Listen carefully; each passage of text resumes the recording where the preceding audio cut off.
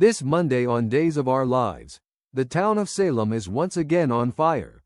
Only this time, it's not just about betrayal or secrets, it's about survival, justice, and a father's desperate fight to save his son. E.J. DiMera races against time to defend Johnny's innocence. Chanel unleashes fury at her own mother, and Jada finds herself in the crossfire of accusations and consequences. So, what really happened the night E.J. was shot? And who's telling the truth in a town full of lies? Let's break it all down in today's episode preview for Monday, June 30th, and trust us, you don't want to miss a single twist. In a town where betrayal, lies, and heartbreak seem to dominate every corner, it's easy to forget that love still finds a way to shine through, even if just for a moment. That's exactly what we see in Monday's episode, when Gabby Hernandez and her daughter Ariana Horton take a rare and emotional pause from the surrounding drama. It's no secret that Gabby and Ari's relationship has been tested in recent months. Between custody complications, Gabby's intense romantic entanglements, and Ariana's growing independence, their mother-daughter bond has frayed under pressure. But now, in this unexpected window of calm, they choose to lower their emotional defenses and reconnect, genuinely. Spoilers suggest this won't just be casual small talk. Instead, expect real heart-to-heart moments, conversations filled with reflection, shared memories, and perhaps even regrets. Gabby, often fierce and headstrong, might show a softer, more vulnerable side as she opens up to her daughter. And Ari, who's often caught in the shadows of adult drama, will finally get a chance to be heard. This quiet interlude is more than filler. It's a reminder that even in Salem, where secrets destroy families and love is a battlefield, healing is still possible. But of course, peace is temporary. And just as Gabby and Ari draw closer, storm clouds are already forming elsewhere in town. Because in Salem, nothing good lasts for long.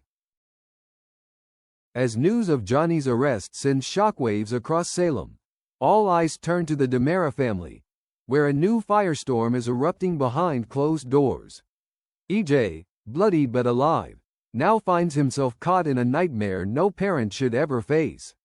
His own son has been arrested for attempted murder, his attempted murder. But instead of accusing Johnny, E.J. stands firm in his belief: Johnny is innocent. Despite still recovering from the trauma of the shooting, E.J. is determined to protect his son at all costs. He pleads with Jada Hunter, the lead detective on the case, to reconsider her accusation. He tells her the truth, or at least, the truth as he remembers it. According to E.J., Johnny didn't fire the gun. In fact, Johnny handed the gun over to E.J. on the night of the incident. And what happened next? That part is still a blur, likely a result of trauma, adrenaline, and shock. But what E.J. does remember is that he didn't see Johnny pull the trigger. He believes a third party must have entered the scene, someone unknown, who took the gun and fired a single, life-threatening shot before disappearing and hiding the weapon in a planter box nearby. Jada, however, is unmoved. She suspects that E.J.'s memory is too unreliable to hold up. Worse, she suspects E.J. is intentionally misleading the investigation to shield his son from prosecution. This is where the true tragedy unfolds. E.J. is a man known for manipulation, power plays, and secrets. But in this moment, he's simply a father trying to save his child from a mistake he knows Johnny didn't commit. His eyes don't lie, his voice cracks with sincerity. But Jada isn't buying it, and she has the law on her side. So now, with Johnny behind bars and suspicion thick in the air, E.J. must do what he does best: outmaneuver the system before it crushes the person he loves most. But he's running out of time and allies. While the DiMeras deal with their family implosion, tensions are also rising within Salem's law enforcement. And this time, it's personal. Rafe, Salem's police commissioner and a man known for his moral compass, is growing increasingly uneasy about Jada's decision to arrest Johnny. At first, he stays quiet, he wants to trust the process. But the more he hears about the case, the more convinced he becomes that Jada acted hastily, possibly allowing emotion or bias to cloud her judgment.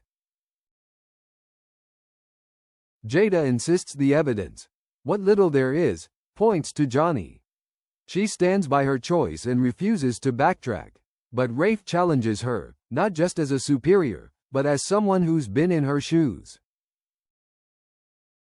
He reminds her of Johnny and EJ's recent reconciliation, that they had just started to rebuild their fractured relationship before the shooting took place. Why would Johnny try to kill the very man he was trying to forgive? Rafe warns her that she might be letting circumstantial evidence take the place of logic and common sense. And then comes the real sting. He criticizes her decision to bring Johnny in at all, calling it premature and possibly damaging to the integrity of the department. For Jada, who prides herself on being thorough and independent, this is a deep blow.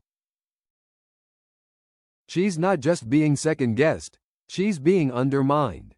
And by someone she thought had her back. Their argument reveals more than just a disagreement, it's a philosophical divide. Rafe wants the truth, but he also wants to protect people from unnecessary harm. Jada wants justice, but she won't wait around for memories to clear or alibis to surface. Now, the department is fractured. Jada stands by her arrest. Rafe believes she made a mistake. And caught in the middle is Johnny, whose fate could be sealed by the very people meant to protect him. The clock is ticking, the stakes are rising, and if Salem's own law enforcement can't agree on what's right, how can anyone else? When Chanel Dupree Demera hears the news, Johnny has been arrested for attempted murder, it feels like a cruel joke. A nightmare she can't wake up from. Just when she thought they were getting their life back, just when the wounds of their past were finally beginning to close, everything shatters. The man she just started to trust again, her husband, her love, is now being accused of trying to kill his own father. And Chanel is furious. Fueled by panic and disbelief, she storms to the one person she believes can fix it. Paulina Price, the formidable mayor of Salem and her own mother. Chanel pleads, demands, and begs, insisting Paulina use her political power to intervene, to pull strings, to get Johnny out. But Paulina, for all her authority, delivers the most painful truth of all. Her hands are tied. The mayor may have influence, but not even she can override a criminal investigation already in motion. And in this moment, her title means nothing to her daughter. Chanel lashes out, not just as a scared wife, but as a heartbroken daughter who feels utterly betrayed. She accuses Paulina of standing by while Johnny is humiliated. She accuses her of doing nothing when everything is on the line. You always protect the people you care about, Chanel might shout. So why aren't you protecting him? It's an emotional clash of two strong women, both desperate, both helpless, both driven by love but divided by reality. Paulina tries to explain, she tries to comfort, but Chanel doesn't want comfort. She wants action, and when that action doesn't come, she's left with nothing but boiling anger and a gnawing sense of powerlessness. What began as a plea for help becomes a painful wedge between mother and daughter. And Chanel is left alone, with her trust broken, her hope crushed, and her heart on the edge of collapse. While others rage and react, Marlena Evans and Roman Brady sit in a quieter corner of Salem, but their concern is no less intense. These two, who've seen decades of drama unfold in Salem, know when something is spiraling out of control. And this moment is exactly that. Johnny, their family, someone they've watched grow, stumble, and fight for his place in the world, is now under arrest for the unthinkable. Marlena and Roman both had hoped Johnny would come forward sooner, explain his side of the story before things could get twisted. But that moment is gone. The narrative has shifted. Jada's bold decision to arrest Johnny has rewritten the conversation, and public perception may already be turning against him. Now, the stakes are no longer abstract. Marlena, always the calm therapist, is visibly shaken. She fears that the psychological weight of this ordeal could undo all the progress Johnny has made since his dark past, especially the trauma tied to his previous possession and identity struggles. Roman, too, is deeply worried, not just about the legal consequences, but about what this will do to the DiMera legacy, and to the family's fragile future.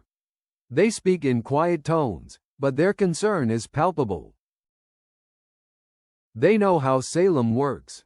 Once someone is labeled guilty, it takes a Herculean effort to peel that label off, no matter what the truth may be. And they know Johnny will need more than a good story to survive this. He'll need proof. He'll need allies. He'll need strength. But above all, he'll need time. And Salem rarely offers that luxury. The truth is on Johnny DiMera's side, but the world isn't. As this Monday episode ends, we're left staring into the abyss of what's to come.